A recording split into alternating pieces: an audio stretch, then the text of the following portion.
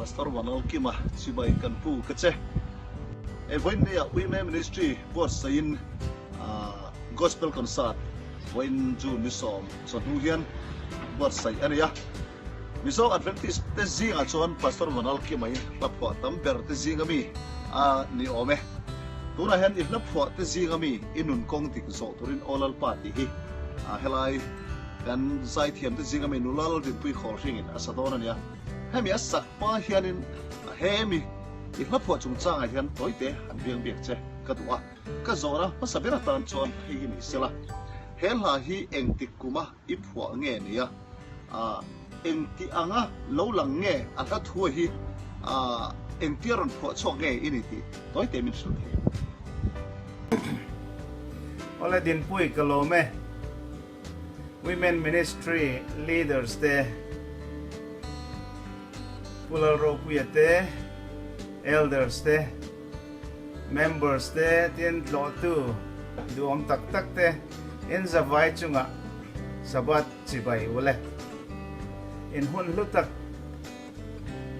kara keite lu hun men chantir ve thei hi alom om ka ti tak zedani kanom na Massachusetts chu nang ni ho om na Maryland ne chuan ain hlat viu mel za tam tak nin karing in zinga karon tel ve thelo hi apoi ka ti tak zedani din pui Adventist la pho thiam te zinga pho tampol amin da kha alom om viu nangin adik lel mai thei ke ai pho tam tamin karing entir nan utla na fornu pilomite pusai khu mate pulal khosia mate pu Peter mu mate pastor biak chona Ronald Sabatlaw lian Sailo khang zong te po khan ke ai chonan pho tamin karing kahla tam tak hi larvak lo ke ma lunglen changa ke ma ji mai tam tin chu ba ka nau pang la ka jiat cheu boka chung zinga chung zong da khom po chuan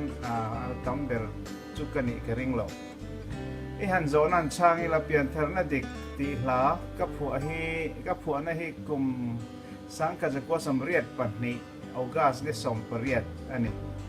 kolasi ba ka phu na chan toy ten kan soi ngai ka ti hun lai khan zertir na dik loin zoram dung le wang afana adik taken pian tharna chungchanga hian pulal zona polte pulal chunong polte pol shan khan ron chuak khan emo mak tak zertina aron ti chuaka pian tharna hian ni mai engma thilti hian engma so na nei lo ti angreng te ten I pian thar to chuan I tlut thei to lo ti te pian thar to chuan tluk le na om lo to lo tho le fa te kan ni ti angreng engema zerti na dik lo kha atam view khati awang khan ania he la hi karan pho pian thar na dik tak min pela tuna nge hian tin lalpa ne na trong trai na dio na ani pian thar dik tak te chuan Calvary Cross he pathian thu dik pathian mangai eril puan chuana ni ti an hrianga ni tin across puin enge ka ti sak ve theyang enge pathian tan ka ti ve theyang ti ni tin across puwa kan zui apoi mo le ni chu karan phu chan ber pakhat ani salome ani la he inun kong tik so turin olal pa ti chuti khanin atobul su kanan puta ne ya tun ang huna te thang thar te po hen ti khanin an han sa chawa a group ang te pon an sa a recording ang te pon ngai thak tur te an om chawa khalai khanin I phu atira I lo ril ruk dan te I dream ang te hian tuna hian kan thlai te le asa tu te ang zong hian I ngai tur ang te I dream ang ten anon sa chuak ole tun lai chang thar ten kalak phu ka suang tu na angen an ron sa chuak lovem an ron nun pui lovem iti na ni tura ngaya chu chana har le a chan chu kan nun kong kan kharau nun kong a hian kan kal da ne nang lo kan kal thui da ne ai nang hek lo life of sanctification and tia a chen thui ta kan kal line a chen chu helaya rei tak cham bang an lom the a chen in kharau lam chorum an a line a chen in nu te tui nea la reng rei tak la an the bok chu van kan kal dai nang lo amara chu tlang pui thuin kan shet tu ra ro chu mishing kan ni chung chuan setena thlem na a kan fil hem don lo ding lam le ve lama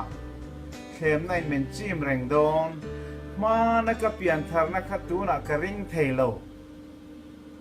ni tin tharau le ti sa piang thar tur kan ni chu ti ani lo chuan kan mel ma setena ne rual ani lo zing tin tho vele pathian hena ken hlan tu na ni olal pa voina hian lalle chandam tu ka poma che nang matan ka in hlana che voina ni leng in minom pueng che itana nong turin min pueng che tia zing tin lalpa hena kan in kol tir apoi mo em ani chu in zavaitan apuya pang play role mitintan ka fui na cheu ni zok ro se lo me alom ome cái zona mung ber tan chuan hi ni sela la engzat nge i phwa toa la in phwa sim in phwa lai hianin a thu alo lang ma sa nge a thuk alo lang ma sa thim ti kha toy te kan zot le tek che nau pang la hi som thum vel ka phwa ten puitling la hi som ni chuang vel aniang avain som nga vel chen la ka phwa dang chen khat athluk kala siam lo te oma ten a chen athluk ka siam to ka du thu sam tling lo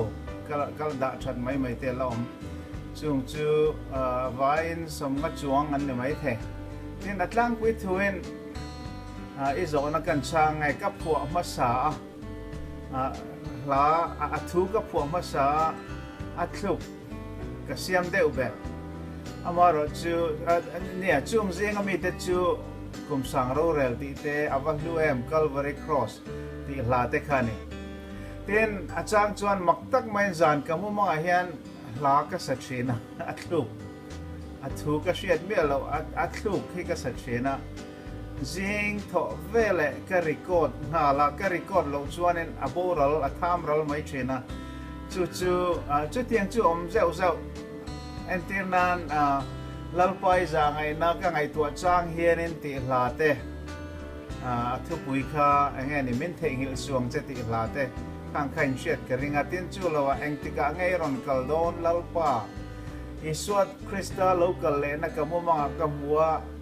athuk nen aron kal tlat mai atuka thu ka dang hala chu tiang boken la chen karin lo shet tu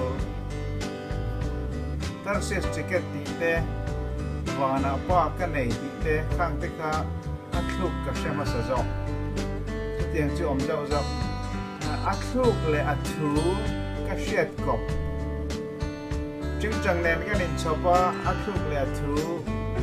ka zia kop lai chung chu om zo bok chung zinga pakhat chu pian thar na dik ti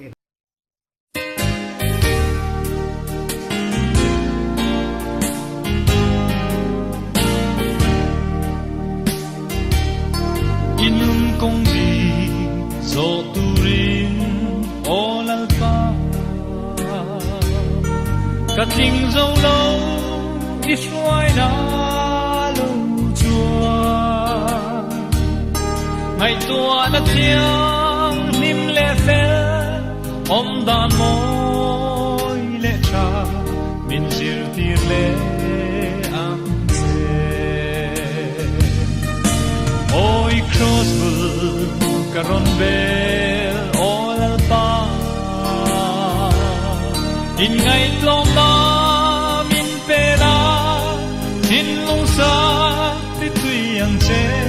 biang thar na di min pela tu na nge ya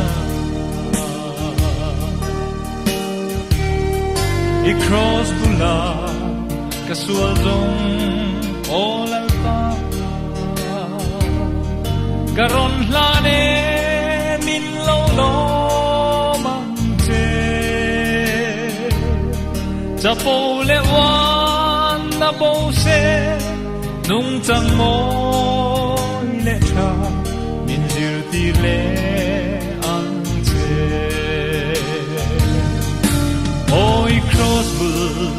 karon bel all alpa in ngai tlom na min pera tin lung sa ti tui ang che biang thar na di min pera tu na nge ya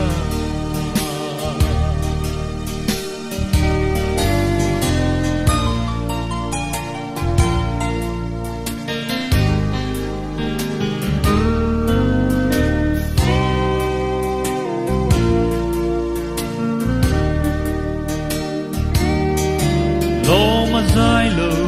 turhika lo ni lo kasual na zong min ngai dam va cross hill ti thei ta changin kanun zong lalpa ka kol ti to va oi cross bul karon bel all alpa in ngai tlom na min pera tin lung sa ti tui ang che biang thar na di min pera tu na nge ya biang thar na di min pera tu na nge ya